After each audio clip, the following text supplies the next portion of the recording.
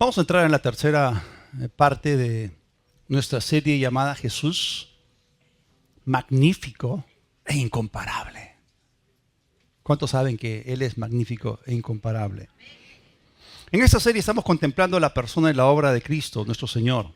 Y hemos dicho que Él no tuvo su inicio en un pesebre en Belén hace 2000 años, ¿no? Él siempre existió. Él siempre fue. Él es y seguirá siendo el Dios eterno.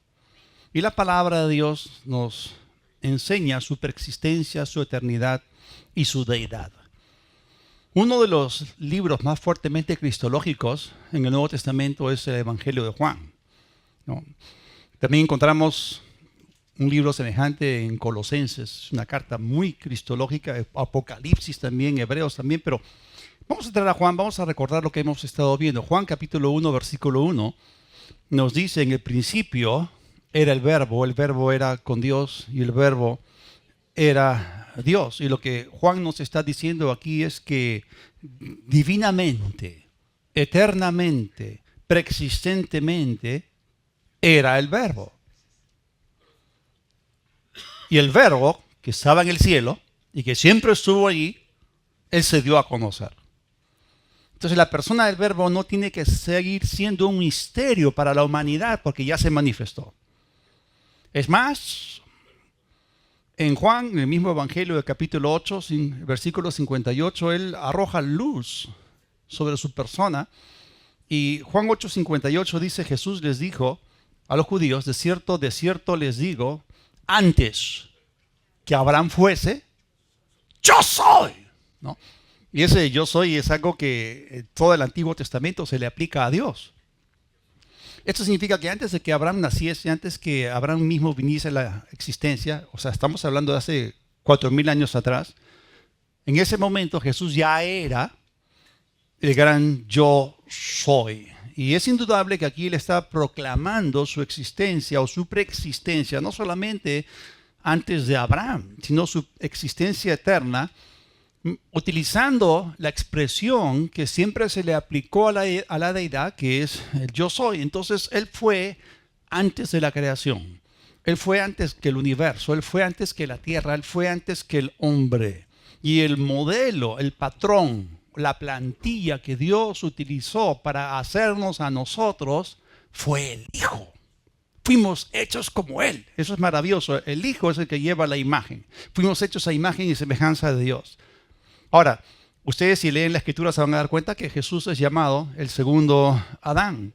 Entonces, cuando Jesús vino a la tierra, sí, Él se convirtió en el segundo Adán en la encarnación.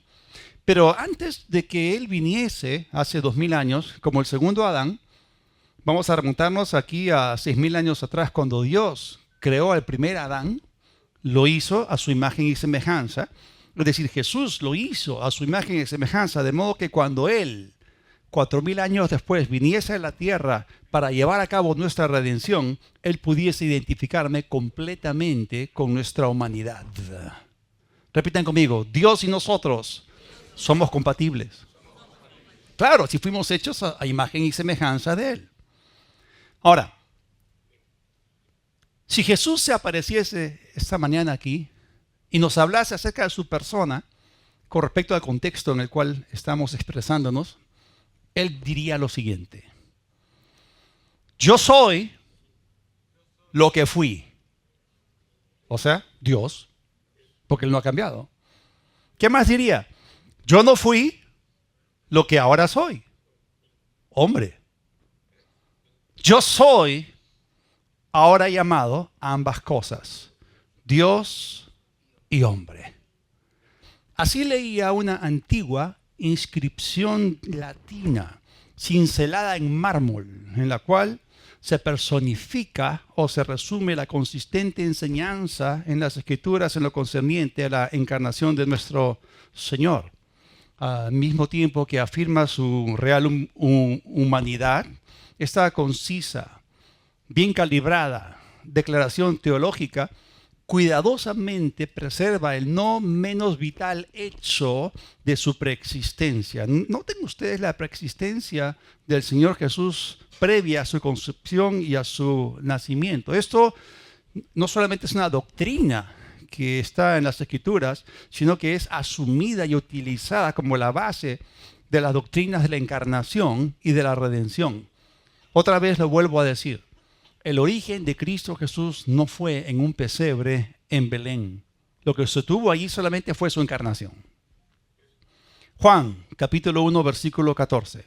Entonces, estábamos hablando del verbo, en la eternidad, el preexistente, el divino. Y ese verbo, como dice acá en el versículo 14, aquel verbo descendió, fue hecho carne y habitó entre nosotros, entre los seres humanos. Recuerden, hay una tremenda compatibilidad. O sea, cuando la gente veía a Jesús, lo veía como un hombre. La Biblia decía, ¿quién es este hombre? Porque era un hombre. Ellos no vieron un fantasma, no vieron a alguien que tenía un aspecto angelical. Ellos vieron a un hombre, pero era un hombre diferente, que vino de lo alto. Entonces, habitó entre nosotros y dice, vimos su gloria, gloria como del unigénito del Padre, lleno de gracia y de verdad.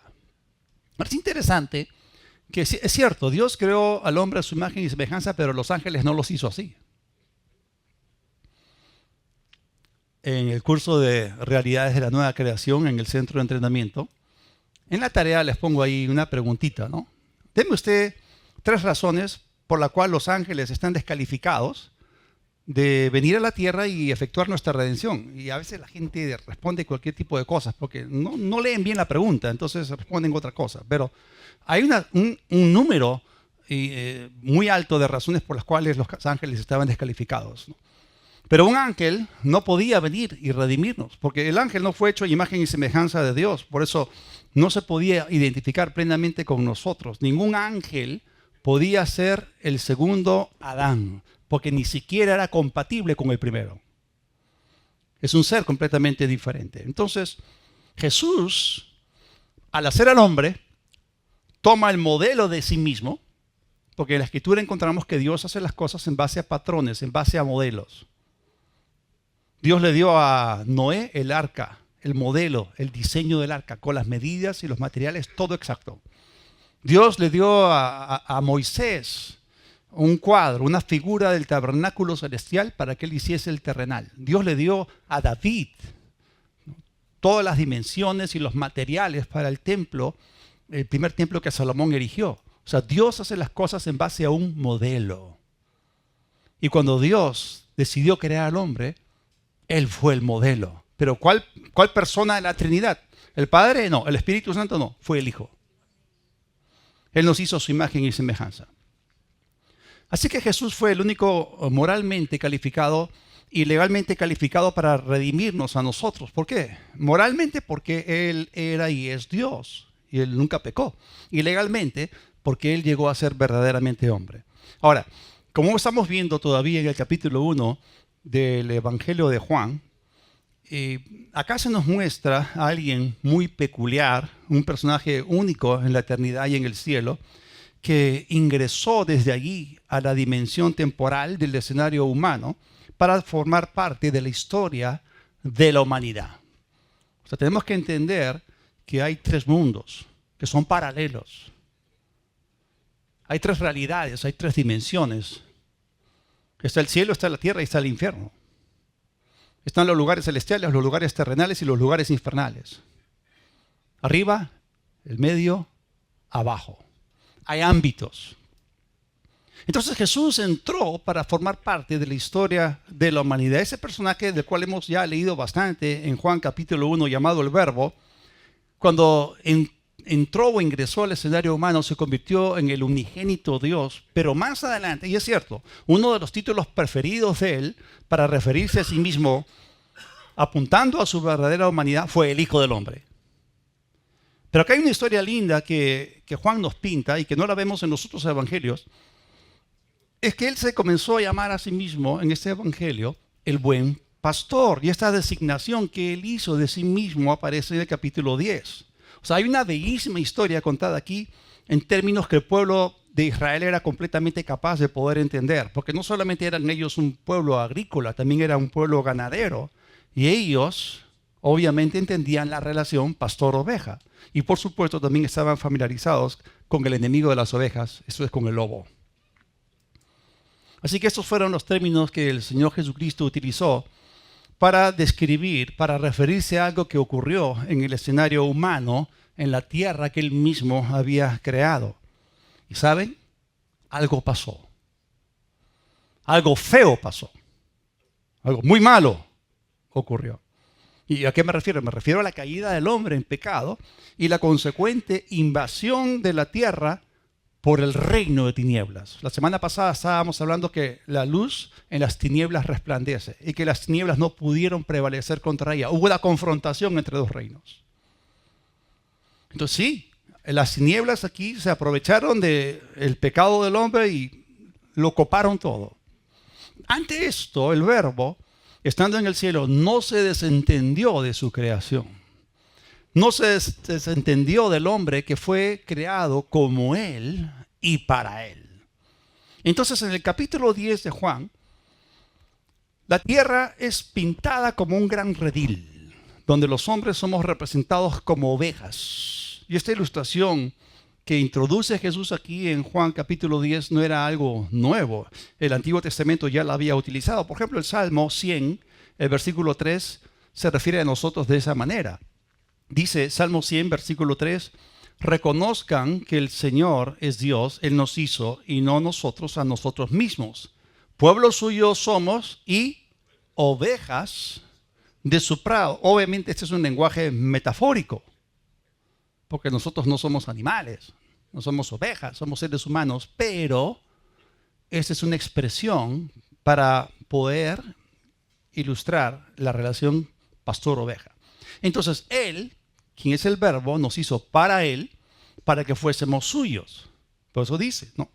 El pueblo suyo somos. Ahora, si tienes cosas de valor en tu casa, ¿tú las cuidas? ¿Tú cuidas bien tu celular? ¿Son baratos o son caros? Son bien caros, ¿no? ¿Lo cuidas bien o no? Ok. Entonces, si tú tienes algo que te pertenece, lo vas a cuidar. ¿No es así? ¿Cuánto más Dios sabe cuidar lo que le pertenece? Y tú y yo somos de Él, por creación y por redención. Somos doblemente suyos. Otro pasaje en el Antiguo Testamento, el Salmo 79, versículo 13, nos dice, y nosotros, pueblo suyo y ovejas de tu prado, te alabaremos para siempre. De generación en generación cantaremos tus alabanzas. Eso nos dice no solamente que somos suyos, pero fuimos creados para alabarlo a Él. Fuimos creados para su gloria, para amarlo, para adorarlo, para seguirlo, para servirlo y todo eso eternamente. Tenemos que entender que en la Escritura se nos comunica esta idea. Dios es un Dios celoso. Él nos anhela celosamente, su espíritu nos anhela celosamente. Eso significa que no fuimos creados para alabar, adorar dioses falsos, ni tampoco para servir, ni seguir a los demonios, ni tampoco para vivir en ningún tipo de esclavitud, a nada ni a nadie. Somos de Él. Y la cosa es que la gente tiene que volver a Él, pero no todos vuelven. Entonces vemos aquí como que Satanás secuestra al hombre, lo esclaviza. Entonces el cielo frente a esto actuó. Vamos a leer la historia que Jesús nos contó aquí, que aún está encubierta para la mayoría de personas en este mundo. Definitivamente estuvo velada para aquellos que escucharon esto directamente de los labios del Señor Jesús y sigue estándolo para la gente de hoy. Lo que pasa es que Él se expresó utilizando un lenguaje simbólico, alegórico. Así que Jesús les cuenta algo como una alegoría de una forma característica y utilizando los siguientes términos. Juan capítulo 10, versículos 1 y 2. De cierto les digo que el que no entra al redil de las ovejas por la puerta, sino que sube por otra parte, ese es ladrón y asaltante. Pero el que entra por la puerta es el pastor, y aquí la palabra griega para pastor es poimen, y luego ya les digo qué significa. El que entra por la puerta es el pastor, es el poimen de las ovejas. Ahora, esta es una alegoría, es la alegoría del buen pastor, y supuestamente se explica a sí misma, pero ellos no entendieron. Lo único que hay que hacer es identificar los términos empleados aquí por el Señor. Y por supuesto, lo que tenemos aquí, esta lectura, nos comunica a nosotros la lectura, la forma o la perspectiva de Dios, la perspectiva divina de ver las cosas. Es decir, cómo Él ve las cosas desde el cielo. Pero no voy a asumir nada, se las voy a explicar. ¿Bien? El redil de las ovejas es el mundo. Y las ovejas, como ya hemos leído en esos dos salmos, somos nosotros, los hombres. La puerta para entrar al redil del mundo es la puerta o entrada legal del nacimiento. Solamente hay una forma de entrar en ese mundo, es naciendo dentro de él. Esa es la forma, la puerta, la entrada legal. Bien. Por ejemplo, si tú quieres entrar en un banco, si tú tratas de entrar por otra parte que no sea la puerta, entonces ya te van a tomar como un malhechor, como un ladrón, un asaltante. Alguien que no tiene buenas intenciones y que estaría dispuesto a hacer uso de violencia para tomar lo ajeno. Entonces, ¿qué fue lo que ocurrió en nuestro mundo?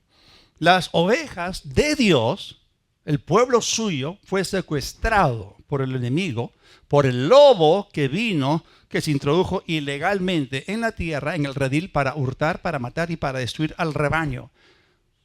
Repitan conmigo, el lobo es un invasor. Este invasor está alimaña del infierno.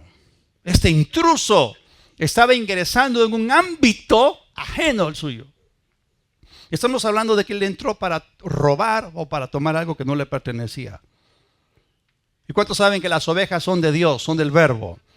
Las ovejas son del buen pastor, pero el diablo las había sujetado a esclavitud. Entonces, ¿qué fue lo que ocurrió aquí? El diablo tocó lo que le pertenecía a Dios.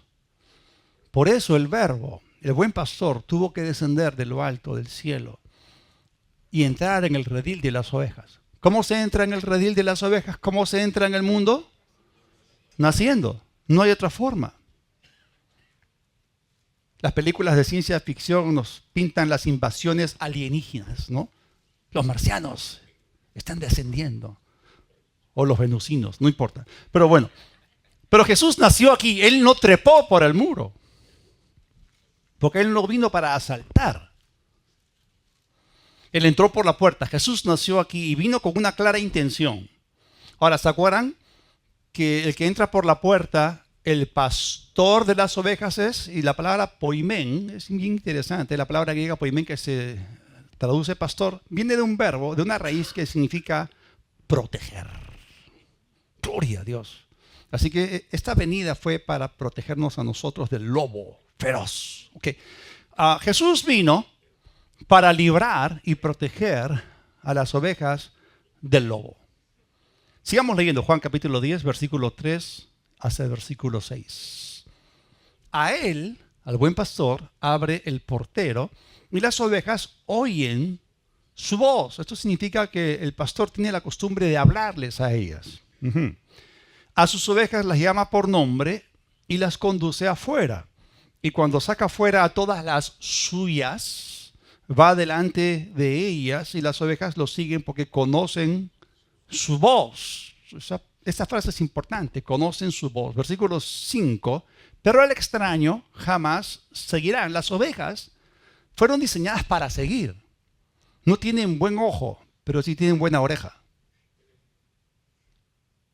Bien, al extraño jamás seguirán, más bien huirán de él, porque no conocen la voz de los extraños. Jesús les dijo esta figura, esta alegoría, pero ellos no entendieron qué era lo que les decía. Él estaba contando una historia y no la vieron, no les amaneció. Obviamente, cuando leemos esto, nos damos cuenta que lo que está implícito aquí es la relación pastor-oveja. ¿Sabían ustedes que en el siglo XXI, hoy, en el Medio Oriente, los pastores suelen dar nombre a sus ovejas y llamarlas por su nombre y las ovejas reconocen la voz de su pastor? No importa si se juntan 4 pastores para almorzar juntos y todos sus rebaños se mezclan, ¿no? Después del almuerzo solamente levantan la voz y los rebaños se separan maravillosamente. Porque conocen la voz de su pastor. Las ovejas conocen la voz de su pastor. Aman a su pastor porque su pastor su vida da por ellas. El pastor de ellas las alimenta, las cuida, las protege. Ahora, esto es cierto en lo natural, por supuesto. Pero también existe una relación pastor-oveja en el espíritu. Por ejemplo, Jesús es el buen pastor. Él es nuestro pastor. Y existe una relación pastor-oveja entre el Señor Jesús y tú como su oveja. Amén. Pero también existe esta relación en el espíritu entre los pastores que Dios puso para cuidar su rebaño en las iglesias con la gente de las iglesias locales. Ahora, como acabamos de leer, el pastor va delante de las ovejas. Él camina el camino, no, él anda el camino, él conoce el camino, ¿no? Él es el precursor, él va delante de ellas y las conduce, ¿no? Y hay protección en esto. O cuando tú vas detrás del pastor y lo sigues, es bien difícil que tú te descarríes o te vayas por otro lado. Hay ovejitas que son hiperactivas y corren de aquí, corren para allá, ¿no? Y entonces se pasan al pastor y lo dejan atrás y luego se desorientan, ¿no? No, la ubicaína está detrás, no adelante. Bien, entonces el pastor camina delante de las ovejas con su cayado en mano, conduciéndolo, y las ovejas que conocen su voz le siguen. Acá encontramos una lección tremenda. ¿Qué lección para los pastores que quieren empujar a la iglesia como ganado y fracasan? O sea, nosotros que estamos a cargo de las iglesias locales no somos llamados vaqueros y ustedes no son llamadas vacas. Imagínate que yo agarre un fierro caliente y para marcarte, ¡cha! ¡Jamás! Seguramente los pastores vienen y los vaqueros golpean a las vacas. A las ovejas no se les hace eso. A las ovejas se les trata con cariño. Y bueno, y la gente que quiere tratar a la gente de la iglesia como ganado fracasa, ¿no? El verdadero pastor conduce yendo delante en amor, en palabras, en acciones, en ejemplo, en modelo, en todo eso. El pastor modela el cambio. El pastor muestra el ejemplo. Por ejemplo, ¿no? Si yo como pastor quiero enseñarle a la gente puntualidad, yo tengo que estar temprano. ¿Están ahí o no? Porque si yo le digo, llegue temprano, y yo soy el último que llega, me disparo a los pies, me descalifico. O sea, mis palabras y mis acciones no calzan, ¿no? ¿Cuántos de ustedes quieren ser más como Jesús? Se los ruego, lleguen temprano.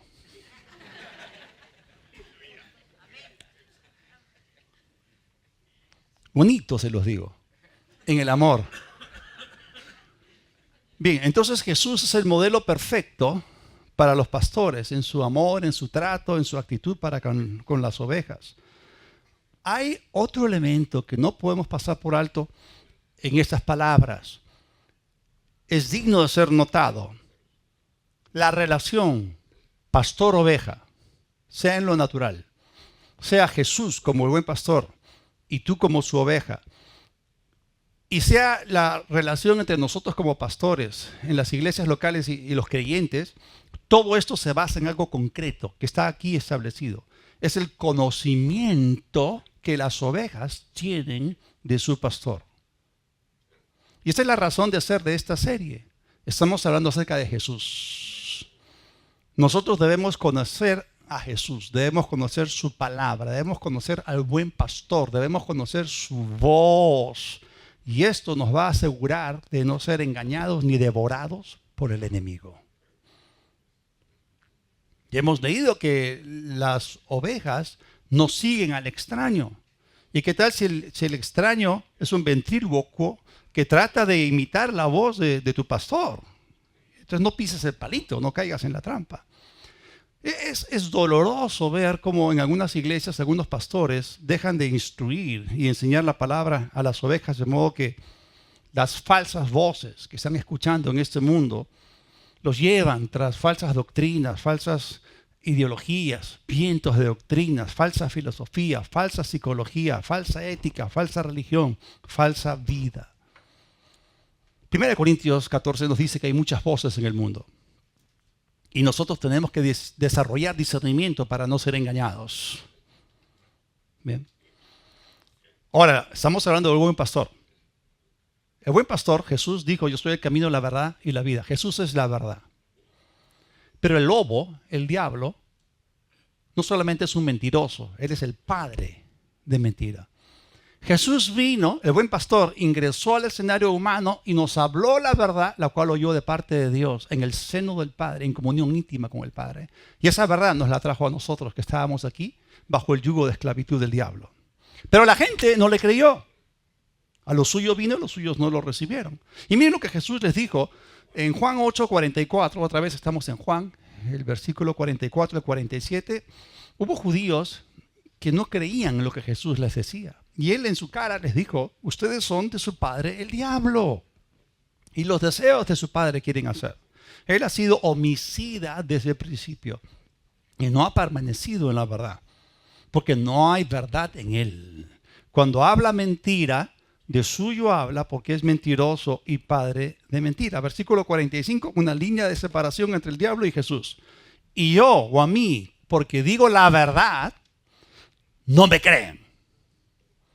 ¿Quién de ustedes me redarguye de pecado? O sea, solamente Jesús podía decir eso. Pues si digo la verdad, ¿por qué ustedes no me creen? Y eso significa rehúsan creer. El que es de Dios, las ovejas que son de Dios, ¿okay?, las palabras de Dios oyen. Por eso no las oyen ustedes, porque no son de Dios. O sea, en esencia, él estaba diciendo a este grupo de incrédulos, ustedes no son mis ovejas. Les estaba diciendo, ustedes son hijos del diablo, no son hijos de Dios. Juan 18, versículo 37. Todo aquel que es de la verdad, oye mi voz. ¿Cuántos de ustedes son de la verdad? Entonces, el mundo al cual Jesús vino o ingresó es un mundo que se encuentra completamente dividido. Su voz, sus palabras producen una separación. Porque la gente simplemente define de qué lado se pone, de qué lado va a estar. Si van a estar en la familia de Dios o en la familia del diablo, si van a ser de la verdad o si van a ser de la mentira. O si creerán en Jesús o si rehusarán creer en Él, rechazándolo a Él y al Padre que lo envió. Entonces la palabra de Dios divide. La palabra de Dios divide. Y yo te digo, hermano, ponte del lado de la palabra, no te pongas en contra de la palabra. Apocalipsis nos dice que Satanás engaña al mundo entero. Pero no solamente es mentiroso, también es homicida, sus hijos también. Y estos judíos que no creían en Jesús estaban tratando también de matarlo. En esto también eran semejantes a su padre el diablo. Ahora, el diablo y la verdad no tienen contacto alguno. Siempre que el diablo habla, miente. Y lo hace debido a su naturaleza caída. Por eso dice, de suyo habla. Como una fuente corrupta que brota desde adentro. Porque él es la fuente de la falsedad consciente. Se le llama padre de la mentira porque él fue el primero en mentir.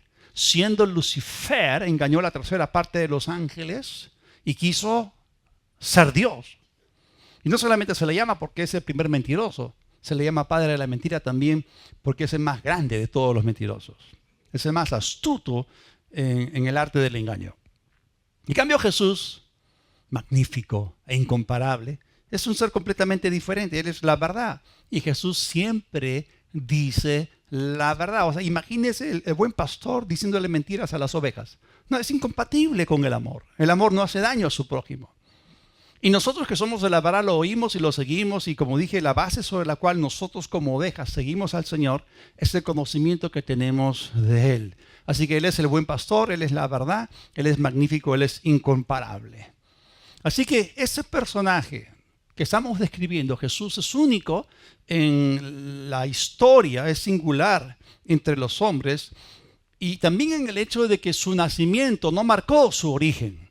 No solamente su aparición como hombre en el teatro del mundo. Esa es la encarnación. O sea, de ninguna otra persona podría ser posible hacer distinción entre su origen y su nacimiento. O decir que su vida no empezó cuando nació. Todos nosotros nacimos y ahí empezó nuestra vida. Ahora, esta es una buena definición. Jesús fue el punto de encuentro entre la eternidad y el tiempo, entre la deidad y la humanidad, entre el cielo y la tierra. Porque su origen no se relaciona con su nacimiento, ni su naturaleza depende de sus ancestros humanos. Su naturaleza se deriva de su eterna existencia como Dios. Él no se volvió un hijo de Dios recién en la encarnación o cuando se levantó entre los muertos. No, Él sigue siendo Dios eterno y supremo y sin inicio. Es interesante que cuando Jesús, en su estado ya encarnado, estando en la tierra, Él como hombre estuvo completamente consciente de su previa existencia. Es más, él añoraba esto, la gloria que él había compartido con el Padre antes que el mundo existiese. Juan, otra vez, capítulo 17, versículo 5. Ahora pues, Padre, glorifícame tú al lado tuyo con aquella gloria que tuve contigo antes que el mundo fuese. O sea que aquí Jesús en esta oración está orando, está pidiendo la plena restauración de la gloria y comunión íntima previas a la encarnación que tuvo con el Padre como el Verbo. Y acá no se está hablando de algo ideal, se está hablando acerca de una existencia real y consciente que Él tuvo por toda la pasada eternidad al lado del Padre. Él solía tenerla antes que el mundo existiese. Cuando uno lee los evangelios, uno se da cuenta que Jesús se retiraba frecuentemente a orar. Se iba al monte, se iba al desierto y pasaba tiempo a solas con el Padre. Así que esos frecuentes retiros a orar en la soledad del monte, en donde él pudiera recapturar algo de la atmósfera de su hogar celestial, arrojan luz acerca de esta añoranza. Él afirmó su preexistencia en términos explícitos e inequívocos. Juan otra vez, capítulo 16, versículos 27 y 28. Pues el Padre mismo los ama, porque ustedes me han amado y han creído que yo salí de Dios. Salí del Padre y he venido al mundo. Otra vez dejo el mundo y voy al Padre. Todos los demás hombres hemos venido a la existencia como el clímax natural de los procesos biológicos y como nuevos seres. Pero Jesús no conoció inicio alguno. Otra cosa más que quiero decir es que no solamente el Verbo entró al escenario humano y se encarnó. Jesús, la encarnación en Él, es ahora en Él un hecho permanente, una realidad eterna. Es decir, Jesús se hizo hombre para nunca dejar de serlo. Es más, vamos a mirar lo que la Biblia dice acerca del Señor Jesús resucitado. Después de su ascensión, 1 Timoteo capítulo 2, versículo 5 dice que hay un solo Dios y un solo mediador entre Dios y los hombres. ¿Quién? Dice Jesucristo, hombre. Jesús, después de resucitar, no dejó de ser hombre. El que está sentado a la diestra del Padre es el Dios hombre. ¿Se acuerdan cómo se dice Dios en griego? Teos. ¿Y cómo se dice hombre? Antropos. Entonces ese es el teantropos, el Dios hombre. Interesante que hay otro pasaje que arroja luz al respecto. No sé si ustedes se acuerdan. ¿Quién fue el primer mártir? ¿Quién sabe? Esteban, ¿no? Jesús no fue mártir. Jesús fue nuestro sacrificio. Entonces, cuando el primer mártir de la iglesia cristiana estaba siendo apedreado, no, él estaba en el espíritu, ¿no? Y de repente vio una visión, vio el cielo abierto y vio a Jesús en el cielo a la diestra de Dios. Y vamos a leer lo que él vio en esta visión. Hechos capítulo 7, versículos 55 y 56. Esteban, lleno del Espíritu Santo, puesto los ojos en el cielo, vio la gloria de Dios y a Jesús que estaba a la diestra de Dios. ¿Eso qué significa? Que la oración que Jesús hizo en Juan 17:5, ¿no? Restáurame la gloria que tuve contigo antes que el mundo fuese, esa oración fue respondida. ¡Gloria a Dios! Jesús estaba ahí otra vez, cara a cara, en comunión íntima con el Padre. Pero hay un elemento más aquí. Y él dijo, Esteban dijo, de aquí veo los cielos abiertos. ¿Y a quién? Y al Hijo del Hombre que está a la diestra de Dios. Entonces no solamente vio a Jesús disfrutando de la plena gloria de la deidad junto con el Padre. Lo interesante aquí es que Esteban lo llamó a él el Hijo del Hombre, lo cual es una referencia directa a su humanidad. Entonces el resucitado y el ascendido no dejó de ser hombre e ingresó a ese estado en la encarnación de manera eterna. Ahora, la segunda pregunta. ¿Cuándo, históricamente hablando, fue la primera aparición del Señor Jesucristo en la tierra? Alguien podría decir, bueno, en un pesebre en Belén. Alguien podría decir cuando Juan lo vio por primera vez o cuando empezó su ministerio. No. La primera aparición del Señor en la tierra no fue cuando nació de su Virgen Madre. Porque existen registradas en las Escrituras unas misteriosas apariciones llamadas teofanías. Teos, Dios. Faneia, aparición. Una teofanía es algo que se registra en la escritura y no se hace ningún tipo de explicación. Una teofanía es diferente que una visión. Está registrado, por ejemplo, que Dios se apareció como hombre a Jacob y luchó con él. Y en esta historia, en Génesis capítulo 32, Jacob dijo, yo vi a Dios y luché con él. Fue librada mi alma, peleé con Dios cara a cara. Entonces, esta experiencia de Jacob fue, como en las otras teofanías, de aceptación general, que fue justamente con la segunda persona de la Trinidad, la que se apareció en forma humana en el Antiguo Testamento. Él se apareció a Josué antes que Josué tomase Jericó. Él se apareció junto con los 3 jóvenes hebreos en el horno de fuego. Y la gente preguntaba, ¿quién es el cuarto hombre? En el tiempo del Antiguo Testamento, Dios o Jesús vino en la forma de hombre, mientras que en la encarnación, Él verdaderamente se hizo hombre. ¿Se acuerdan? Dios hizo al hombre a su imagen y semejanza. Y si Jesús se apareció en el Antiguo Testamento, lucía como hombre. Porque el modelo a partir del cual tú y yo, hombres, fuimos hechos, el modelo fue el verbo. Pero en la encarnación, Él sí se hizo hombre. Completa compatibilidad. Ahora, en ambos testamentos es la misma persona de la Trinidad, el Hijo Eterno, a través del cual el invisible Dios se mostró o se apareció al hombre. Como dije, en las teofanías, el verbo tomó forma humana aparentemente, temporalmente, con un propósito limitado. Pero cuando Jesús nació aquí en la tierra, Él asumió la humanidad a perpetuidad. Por eso hemos leído que Jesucristo sigue siendo Jesucristo hombre. Es interesante que también en el Antiguo Testamento, a este ser que se apareció así en el Antiguo Testamento, muchas veces se le llama el ángel del Señor. Y este es un título bastante difundido en el Antiguo Testamento con respecto a estas apariciones. Y este ángel del Señor fue confundido con un hombre. Interesante. Ahora, Cristo en su encarnación no vino como un ángel. Porque si no, el hombre pecador nunca hubiese podido ser redimido porque no había compatibilidad. Los ángeles no se pueden identificar plenamente con el hombre porque la naturaleza es diferente, la posición es diferente. Y los pecadores son humanos. Entonces ningún ángel hubiese sido competente para llevar a cabo esta labor como redentor. Hay algo que escribió Ambrosio de Milán. Y dice así: ningún ángel podría haber tomado nuestro lugar, aunque Él era más alto que los altos. El amado que fue en la cruz desamparado fue uno de la Trinidad. No de carne y sangre el Hijo, Hijo del Santo, nacido de María, siempre bendito, Dios en la carne manifestado. Maravilloso nacimiento, oh maravilloso Hijo, de la Virgen incorrupto, aunque de todo el mundo rechazado, aún está en el cielo entronado. El Theantropos, el Dios hombre. Ahora, vamos a hablar un poquito acerca de su nacimiento.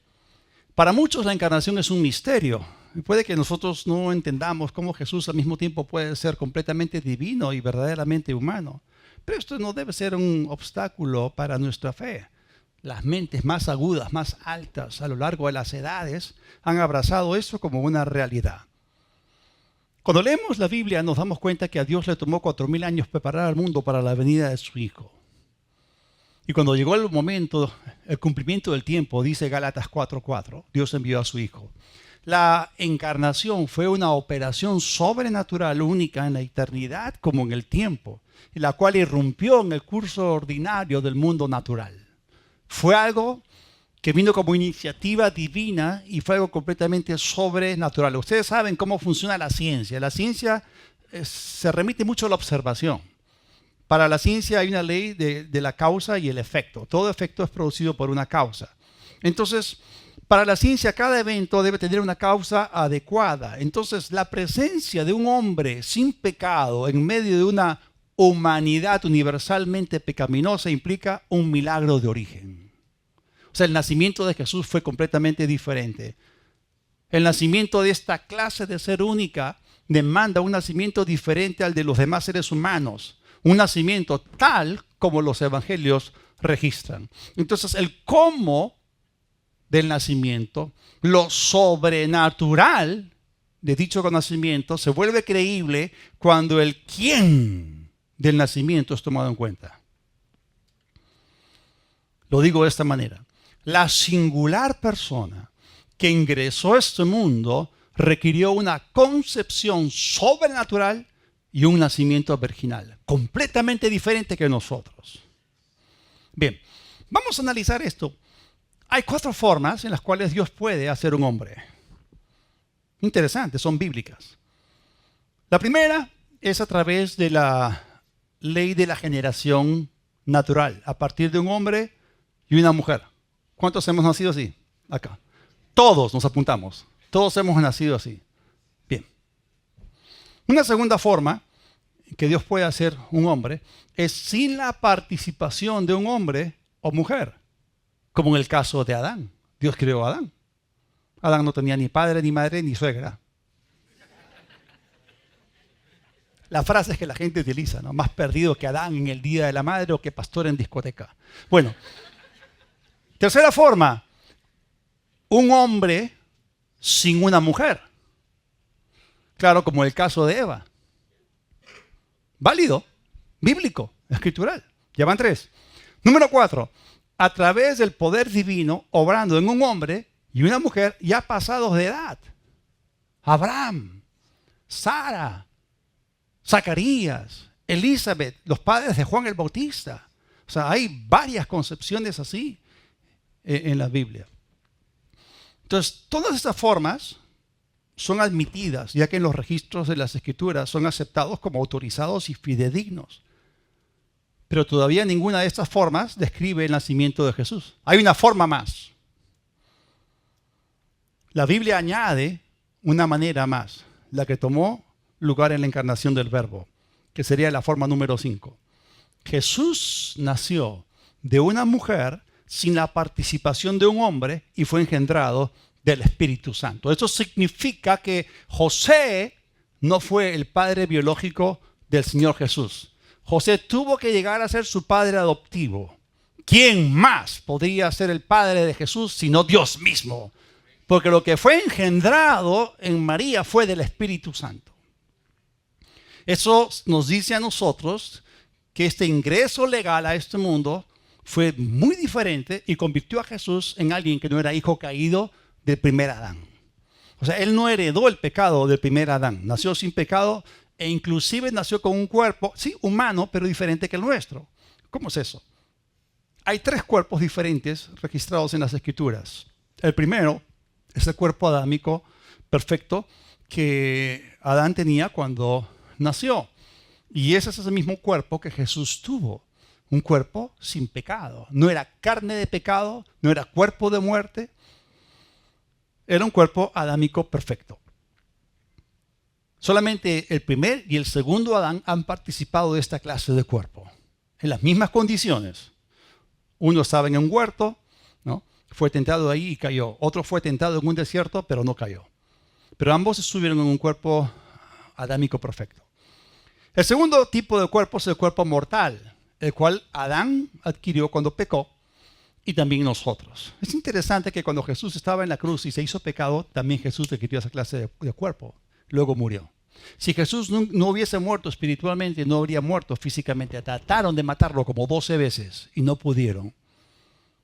Nadie podía tomar su vida. Él la puso. Cuando Él la puso fue en la cruz. Y ahí su cuerpo, adámico perfecto, se convirtió en un cuerpo mortal y llevó nuestras enfermedades, llevó nuestros dolores, etc. Bien, y el tercer tipo de cuerpo es el cuerpo glorificado que Jesús tuvo en la resurrección. Es interesante que el cuerpo de Jesús pasó, el salto fue muy largo, ¿no?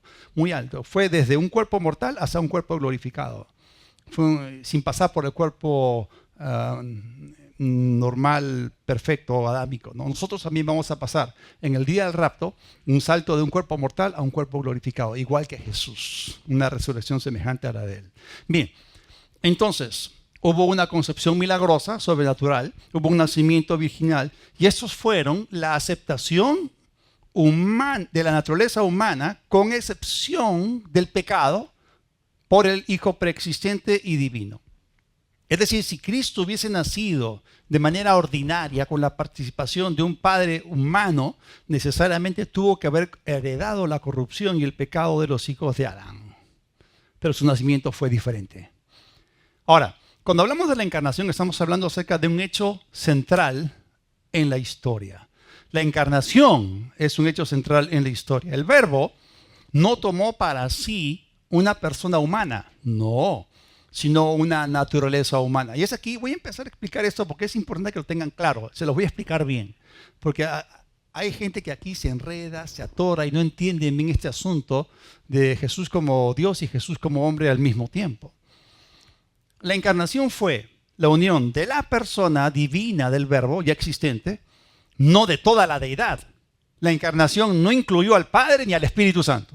Fue Jesús el que se encarnó. Y eso causó de que Él también participase de una naturaleza humana. O sea, el Verbo no añadió a su persona otra persona. Lo que añadió a su persona divina fue una nueva naturaleza.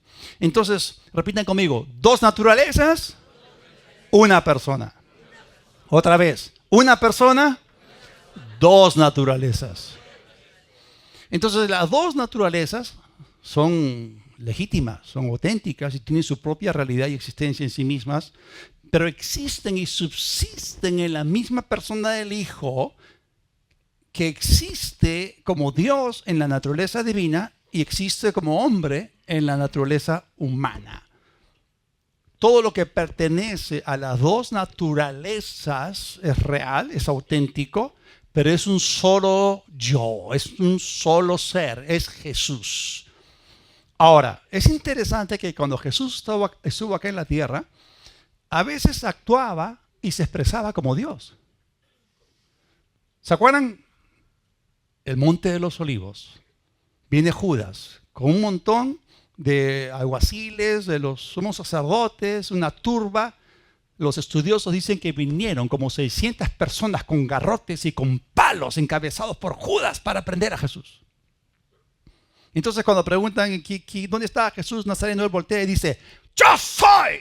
Y ¡plaf! Los 600 cayeron al polvo, mordieron el polvo y no hubo ningún ujier ni anfitrión que los levantase del suelo. Y si alguien por ahí después de un rato, después de haber caído bajo el poder de Dios, se levantaba y Jesús pudo haber dicho, yo soy, pudo haberlos tenido ahí, como se dice en hebreo, leolam baet, o sea, para siempre, por siempre. Pero no, Él estaba poniendo su vida. Entonces ahí habló como Dios. Otras veces Él se expresaba como hombre y se llamaba a sí mismo el Hijo del Hombre. El Hijo del Hombre no tiene dónde recostar su cabeza. Y otras veces hablaba como Dios hombre. Interesante. Entonces, no fue meramente el origen de otro ser dentro de la raza humana, sino fue el mismo Verbo preexistente viniendo de dicha raza desde los cielos. No fue otra individualización de la naturaleza humana, sino fue la unión de lo divino con lo humano en un nuevo orden de ser. Una persona teantrópica, el Dios hombre. Entonces, el teantropos es un hombre y es Dios a la vez. Es una persona que tiene dos naturalezas. Hay algo en la teología, y se los digo porque tienen que escucharlo alguna vez. Hay algo que la teología llama la unión hipostática, ¿no? Y viene del griego hipostasis o upostasis, que se refiere a una realidad sustancial. Entonces, cuando queremos definir a Jesucristo, y los teólogos han roto la cabeza con respecto a eso por salirse de la escritura con especulaciones. Entonces no han arribado a un entendimiento correcto de la persona teantrópica, si se puede decir así. Entonces, acuérdense que la clave para nosotros como ovejas, para seguirlo a Él, es entenderlo, es conocerlo bien. ¿Están ahí o no? Bien, entonces, la unión hipostática nos habla de las dos naturalezas de Jesús. Es la unión de dos naturalezas en una sola persona. Jesús es Dios en la carne. En la encarnación el Verbo añadió a su naturaleza divina la naturaleza del hombre. O sea, Él no fue disminuido en su deidad, más bien Él ganó algo. Él ganó la humanidad. Entonces Él es completamente Dios, completamente hombre, tiene dos naturalezas, la divina y la humana.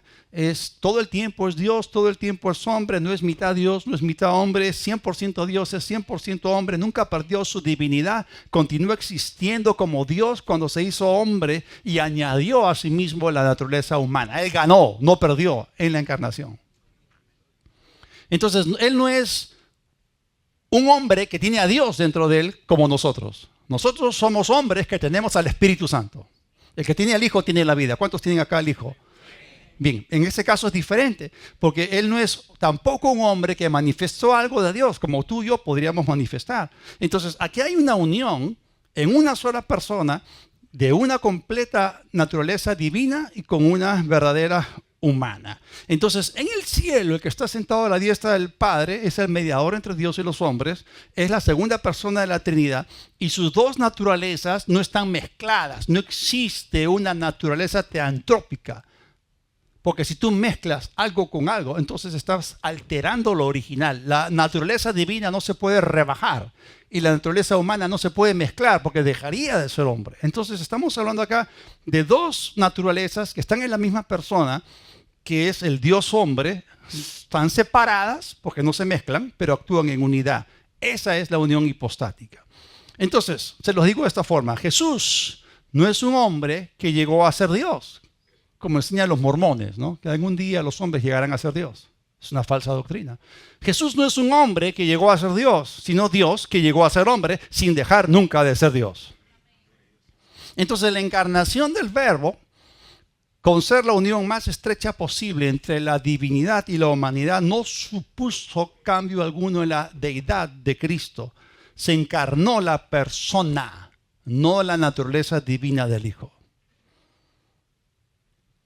Y no voy a entrar en esto profundo porque con esto ya estamos cerrando, pero no quiero que sean ignorantes acerca de estas cosas, del teantropos o de la unión hipostática, que por ahí en algún momento lo van a oír y alguien les va a hablar acerca de eso. Entonces ustedes pueden saber que se los he enseñado. Pero hay algo que la Biblia menciona en Filipenses capítulo 2, que es el anonadamiento o el vaciamiento o el autodespojo del Señor. Y a eso se le llama la kenosis de Cristo. Y quiero que ustedes entiendan que no fue la esencia divina la que sufrió merma, sino la forma externa, la forma majestuosa de manifestarse que quedó oculta dentro de las paredes de una humanidad perfecta. Termino con esto, para que lo piensen. Jesús es una persona única en la historia y en el universo. Es igual al Padre y al Espíritu Santo, ¿en qué? Que es Dios. Es diferente al Padre y al Espíritu Santo, ¿en qué? En que es hombre. Es igual a nosotros en que es hombre, pero es diferente a nosotros en que es Dios. Este es Jesús, el teantropos, el que experimentó la unión hipostática. Él es nuestro buen pastor, Él es magnífico e incomparable. Toda la gloria sea a Él. Oremos. Padre, te damos gracias por Jesús. Gracias por el don inefable. Gracias por el unigénito Dios. Gracias, Jesús, Hijo del Hombre. Gracias, Cordero de Dios, nuestro Redentor, nuestro Señor, nuestro Salvador. Te amamos, Señor, correspondemos al amor que tú nos mostraste. Ese amor sacrificial que entregó todo por nosotros para impartirnos vida. No hay otro nombre bajo el cielo dado a los hombres en que podamos ser salvos. Jesús, bendito sea tu nombre por siempre. Gracias. Queremos conocerte, queremos seguirte, queremos servirte, alabarte, adorarte, serte fieles, acabar nuestra carrera, llevar fruto que abunde para tu gloria. Queremos producir gozo y satisfacción en tu corazón, Señor. Somos tuyos. Gracias por revelarte a nosotros, por la palabra y por el Espíritu. Amén. Si estás aquí y aún no has conocido a ese Rey de Reyes, a ese Señor de Señores, hoy es el día de salvación. queremos darle a la gente presencialmente y virtualmente la oportunidad de ponerse a cuentas con nuestro Padre a través de aquel a quien envió para la reconciliación, a Jesucristo. El Evangelio es un evangelio de reconciliación, pero tiene que haber arrepentimiento de la parte ofensora, y nosotros hemos pecado. Pero el Señor es maravilloso, tomó la iniciativa, no estando obligado a hacerlo, no se desentendió de nosotros, sino que Él envió lo más precioso que tenía. El Verbo descendió y Él quiere sacarte de las garras y de los dientes del lobo de Satanás, que te quiere llevar al infierno. Si quieres voluntariamente creer en el Hijo de Dios y recibirlo en tu corazón, cierra tus ojos, repite esta oración conmigo de todo corazón en voz alta. Dios del cielo, reconozco que te necesito. Jesús, públicamente te confieso como mi Señor. Creo que el Padre te resucitó para mi justificación y recibo hoy el perdón de pecados y el regalo de la vida por la fe en ti, en tu nombre. Amén y amén. Gloria a Dios por Jesucristo.